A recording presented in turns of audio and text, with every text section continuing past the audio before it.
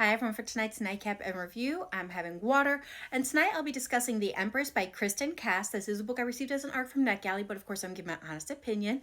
These are the tropes, and these are the content warnings. There are no content warnings listed in the book. These are things I found as I was reading it. My rating for this book is 3, so what's it about? So this book is about a woman named Hannah who's having a rough go at it. She didn't get the promotion she was hoping for. She just caught her boyfriend cheating, and she can barely make rent. But it can't get much worse, right?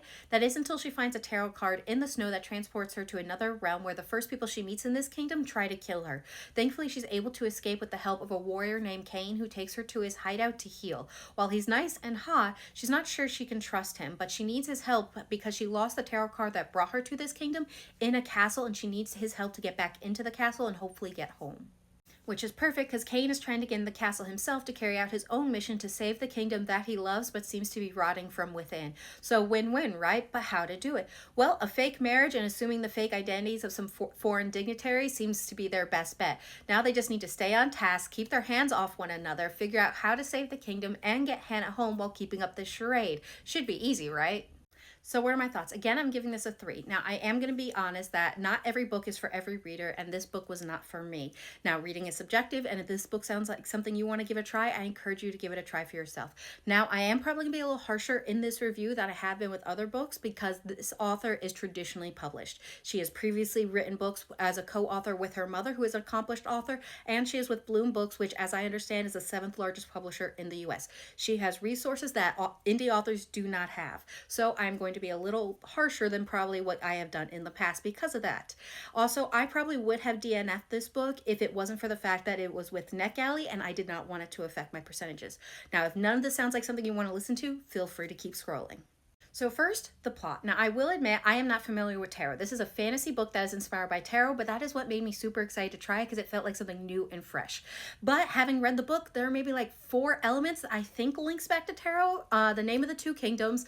One of the characters was named For, and then of course Cain is the warrior. So I think there's a warrior card, but this is something that is nuanced that I am not familiar with.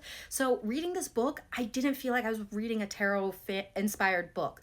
If you're going to use something that nuanced, I think it needs to be a little bit more in your face. In reality, for me, it just felt like a book where a girl was sent back in time to a medieval magical kingdom, but even the magic was very minimal at that. It truly just felt like a girl who went back in time to medieval times and was just trying to get back home. Even the plot point of her trying to save this kingdom and help Cain in that aspect kind of fell in the middle, and it just felt like in the last 25%, oh yeah, they're supposed to save the kingdom, and her help to save the kingdom was even minimal at that. So for me, the plot just fell in a lot of areas that I was kind of like, why am I reading this? Next up are the characters. Now, there are some spoilers, so you might want to skip, but honestly, I didn't like any of the characters other than the butler and the best friend, but even the best friend does something at the end of the book where I was like, great, another character to not like. First is Hannah, our female main character, who at the start, my heart broke for her for everything she was going through, but then as the book progressed, her personality was just really annoying, grating, and desperate, and I was just not vibing with her at all. Then you have Cain, our male main character, who when he was off page, completely forgot about him. When he was on page, especially at the start, interacting with Hannah, it was just awkward with no chemistry. All he really talked in was sexual innuendos about his penis and sex to Hannah. And even Hannah, while she's attracted to him, just awkwardly giggles, goes, and would then ask to leave so that they can go figure out how to get her back home. So even she wasn't completely vibing with the situation, making it more awkward. Then her best friend, who I did enjoy, she has a whole situation going on with her husband. Her husband hits on Hannah. Hannah confesses to her friend, and her friend blames Hannah, not the husband who she should be holding accountable. So nope, not vibing with that at all. And the husband himself, this is a medieval society. We know women are in a different structure than men are. Women are not held to the same esteem as men. And this man, every single sentence was used to demean women. He was not necessary at all. And I mean every single sentence. He could be talking about outside, the sky, nature, and whatever, and he would find a way to demean women. It just pissed me off every time he came on page, and then, of course, sexually harassing Hannah. He was just not necessary. All the same points that he was trying to make were already evident in the social structure of this book.